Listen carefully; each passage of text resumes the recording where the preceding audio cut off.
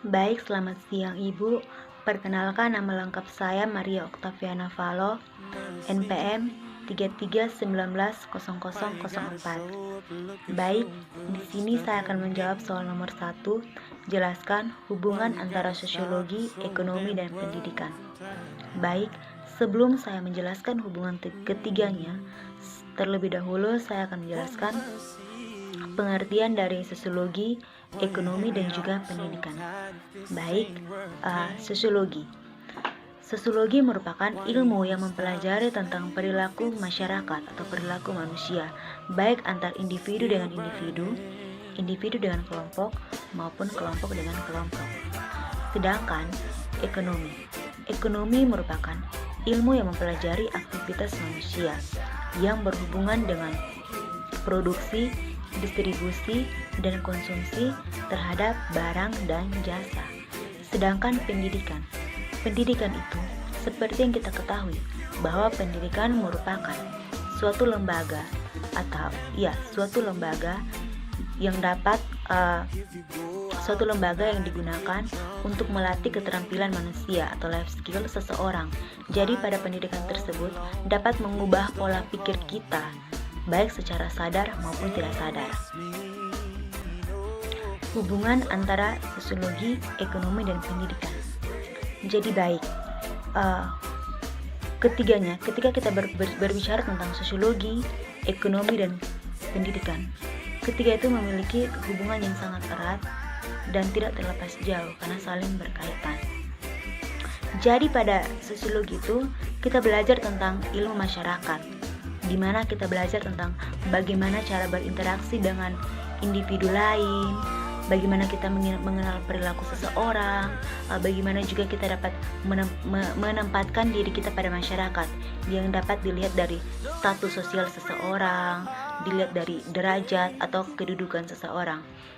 Kalau ekonomi itu berbicara tentang aktivitas kita, bagaimana kita meningkatkan kualitas hidup kita, bagaimana cara mencari uang untuk menafkahi keluarga. Kalau pada pendidikan, cara karakter kita mengubah pola pikir kita. Jadi kalau menurut saya hubungan ketiganya itu misalnya pada pendidikan. Jadi kalau pada pendidikan itu kita sebagai mahasiswa belajar bagaimana cara berpikir yang logis, kritis, serta rasional.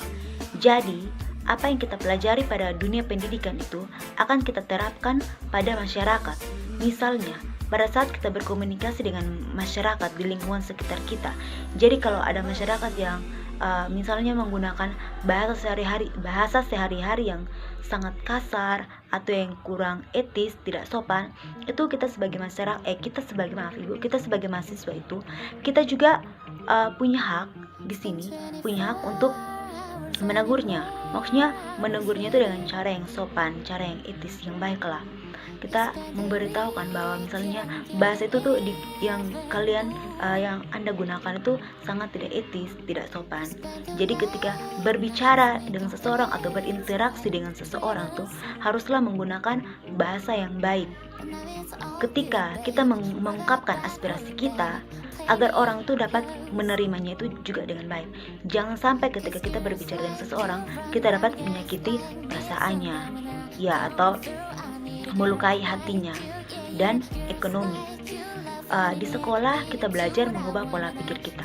Banyak sekali mata pelajaran atau mata kuliah yang kita peroleh untuk membuka wawasan kita semakin terbuka atau semakin maju. Karena kita ini di dunia pendidikan ini otomatis intelek. Kita tuh seorang yang berintelektual atau memiliki wawasan yang luas, wawasan yang tinggi.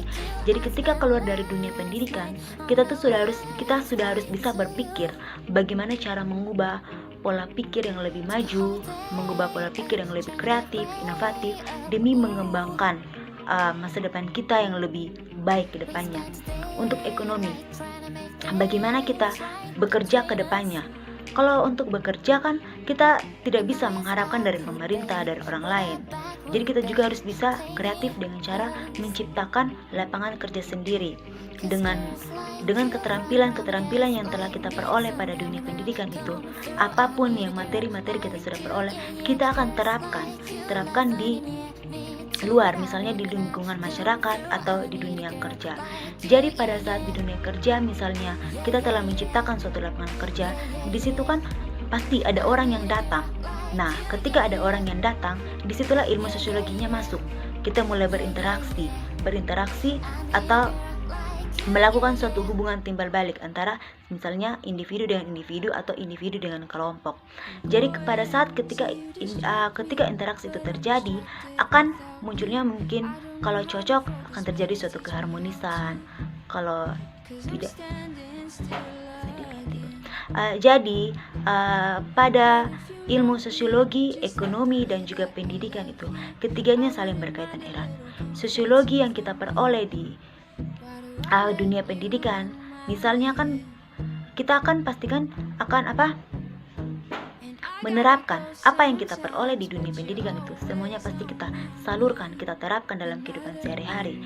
Karena apa yang ada pepatah bilang kalau hal baik itu harus dituangkan kepada sesama. Jadi di masyarakat kita belajar berinteraksi. Kalau di ekonomi kita untuk menarik pelanggan, Ibu, kalau interaksi kita baik dengan sesama, maka otomatis orang pasti akan tertarik. Dan bukan saja hanya interaksi kita, bagaimana cara berkomunikasi kita dengan sesama, tapi pola pikir kita ini juga harus main atau harus jalan, harus berpikir secara kritis, rasional, serta kreatif untuk bagaimana cara kita untuk untuk mendekatkan diri dengan dia, bagaimana cara kita mengumpan dia untuk mau bekerja sama dengan kita.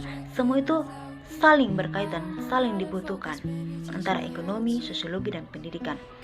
Jadi menurut saya ketiganya itu memiliki hubungan yang sangat erat. Yang pertama harus melalui dunia pendidikan dulu.